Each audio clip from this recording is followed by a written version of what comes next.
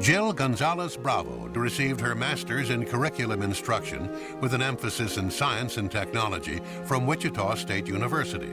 She is currently employed in Rose Hill, Kansas as an 8th grade teacher, where she has served on a committee that has developed curriculum maps for science content. I have been a teacher for the last 10 years, and though encouraged to boycott, I felt that this issue is not about me. It's about the students and their rights.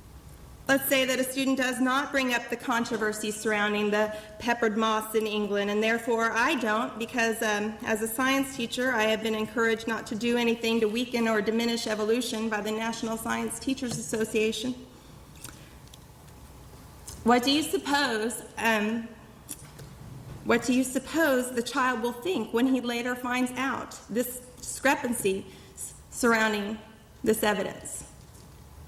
To me, it would do more harm to teaching of evolution as a unifying theory of science than to the teaching of science.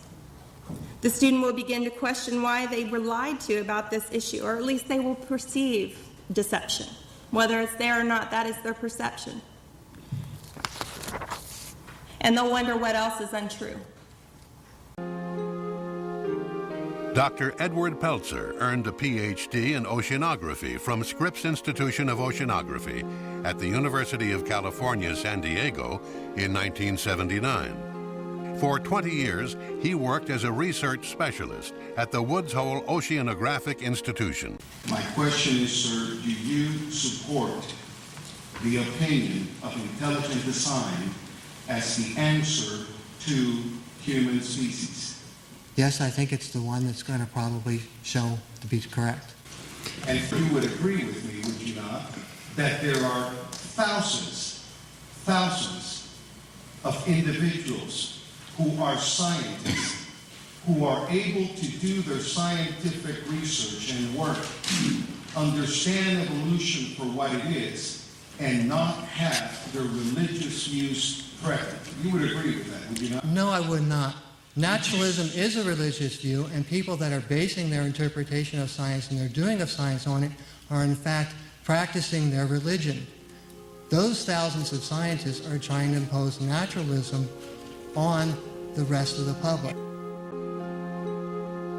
Dr. John Sanford holds a Ph.D. in plant breeding, plant genetics from the University of Wisconsin in Madison, and is presently an associate professor of horticultural sciences at Cornell University. Dr. Sanford has authored over 70 publications and holds 27 patents. Most of my career, I've been an atheistic evolutionist. Later in life, I became a theistic evolutionist, and later became a biblical Christian. And so I'm sure as the prosecutor will be asking me, I do have a Christian perspective. I think you said that you were a theistic evolutionist for a period of time after that. Why was that?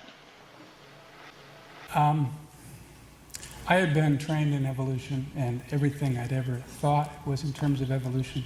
For me, it was as clear as that the world is round. It's just uncontestable.